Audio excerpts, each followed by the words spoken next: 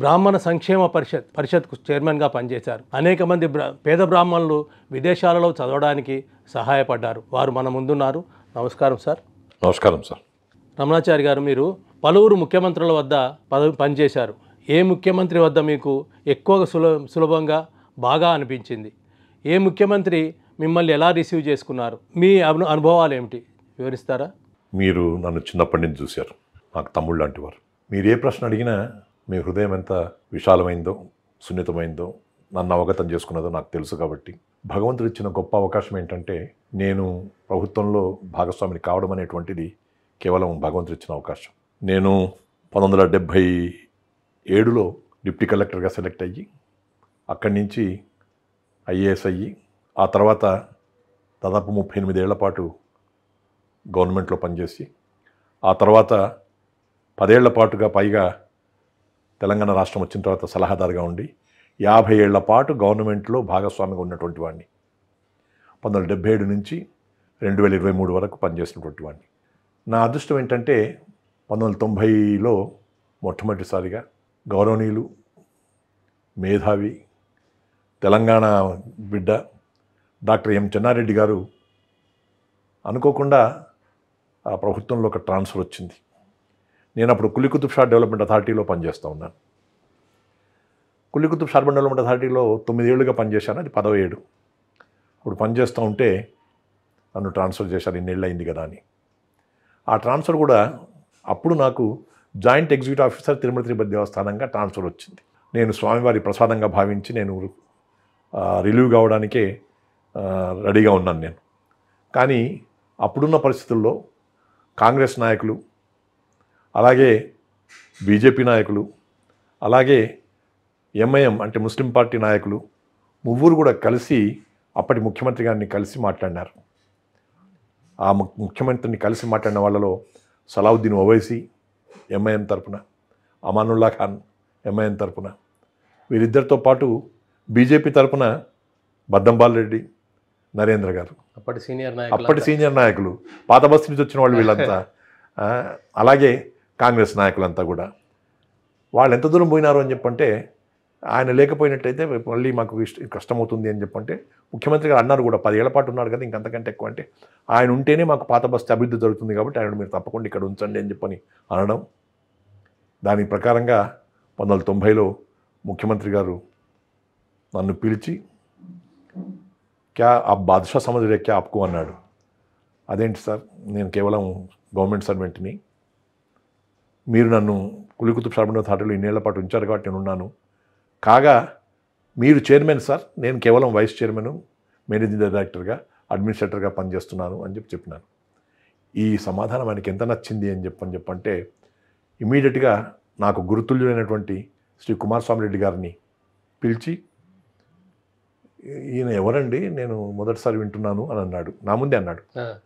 అంటే అదృష్టవశాత్తు నేను నా ట్రైనింగ్ పీరియడ్లో పశ్చిమ గోదావరి జిల్లాలో పనిచేస్తున్నటువంటి రోజుల్లో ట్రైనింగ్ డిప్యూటీ కలెక్టర్గా, నా కలెక్టర్గా కుమారస్వామి రెడ్డి గారు ఉన్నారు. ఆయన నన్ను ఎంత ప్రేమించేవాడు అని చెప్పంటే, ఆయన ట్రైనింగ్ పీరియడ్లోనే చాలా గొప్పగా పనిచేశాడు సార్. నేను కలెక్టర్గా ఉన్నప్పుడు వెస్ట్ గోదావరిలో ఇక సమయం దొరికింది కదా అని చెప్పని చాలా గొప్పగా మాట్లాడేసిన. అందువల్ల ఈయన ఇంగ్లీషు, హిందీ, ఉర్దూ, తెలుగు 4-5 భాషల్లో అనర్గళంగా మాట్లాడతాడు. మంచి పండితుడు, వాళ్ళ నాన్నగారు పండితుడు. ఇలా అన్ని విషయాలు నా ముందే చెప్తా ఉన్నాడు. ఆయన అన్నీ విని, అయితే కులీ కుతుబ్ షా డెవలప్మెంట్ అథారిటీలో కాదు, నా దగ్గర నేను ఆయనను పిఆర్ఓగా తీసుకుంటాను, నేను మీరు ఎంత గొప్పగా చెప్పారు కాబట్టి ఏమంటారు అన్నాడు. తప్పకుండా సార్, పిఆర్ఓగా అయితే బాగా షైన్ అవుతాడని చెప్పారు. 1990లో నేను ముఖ్యమంత్రి చెన్నారెడ్డి గారి దగ్గర పిఆర్ఓగా జాయిన్ కావాల్సి వచ్చింది. అప్పుడు అడిగాను నేను, పిఆర్ఓగా ఈ యొక్క ఐఏఎస్ ఆఫీసర్ మీకెందుకు సార్ అంటే, నాకు అప్పుడు 1990లో అని చెప్పంటే 35 ఏళ్ల క్రితం, నేను ఐఏఎస్ ఆఫీసర్ సార్ అంటే, ఏమి ఐఏఎస్ ఆఫీసర్ పిఆర్ఓ కాకూడదు అన్నాడు. దానికోసం కాదు సార్ అని చెప్పాలంటే, లేదు మీరు ఐఏఎస్ ఆఫీసర్ అయినా పిఆర్ఓ కావాల్సిందే, పిఆర్ఓ టు చీఫ్ మినిస్టర్ ఉండండి అన్నారు. మీ ఇష్టం సార్ అని చెప్పినాను.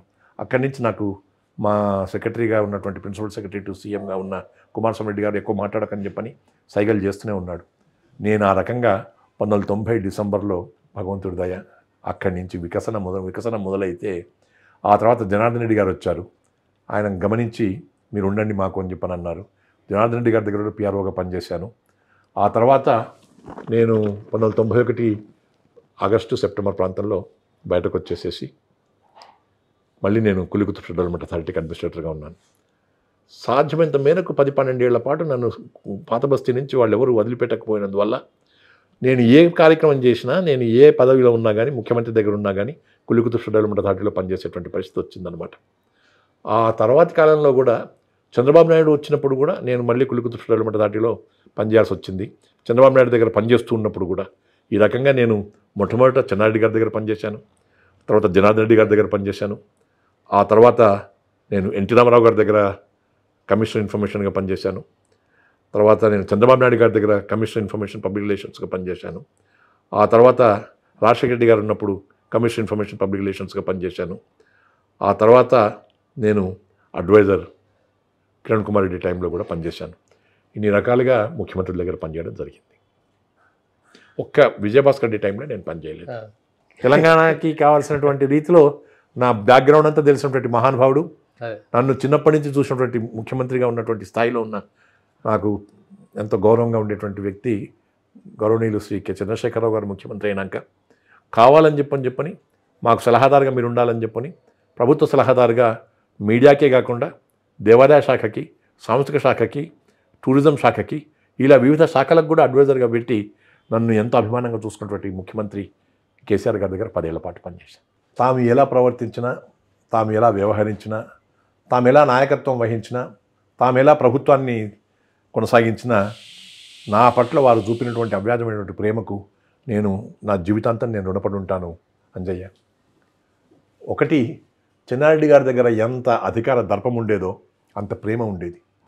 ఆయన నా ముందే బాగారెడ్డి గారు వచ్చిన హషీమ్ అని చెప్పిన అప్పటి కాలంలో మినిస్టర్గా ఉండేటువంటి వాడు, వెంకటస్వామి గారు లాంటి వాళ్ళు వచ్చినా మా దగ్గర ఒక పిఆర్ఓ ఉన్నాడు, రమ్మనండి ఆయనని అని చెప్పనేవాడు. ఈ ఈ ఈ బాబే మాకు పిఆర్ఓ, ఎంత బాగా మాట్లాడతాడనంటే తెలుగు కానీ, ఇంగ్లీష్ కానీ, హిందీ కానీ. అంత అవసరమా ముఖ్యమంత్రికి నా గురించి మాట్లాడడానికి కోసం? అంత ప్రేమ చూపించినటువంటి చెన్నారెడ్డి గారిని మరవలేను. చెన్నారెడ్డి గారి యొక్క కార్యదక్షత, చెన్నారెడ్డి గారి యొక్క రచన ఛనత, యొక్క కార్యక్రమాన్ని ఎలా నిర్వహించాలనేటువంటిది, ఆ ధైర్యం అవన్నీ కూడా ఆయనకి తగినటువంటి పరిస్థితి చెన్నారెడ్డి గారి దగ్గర ఉంది.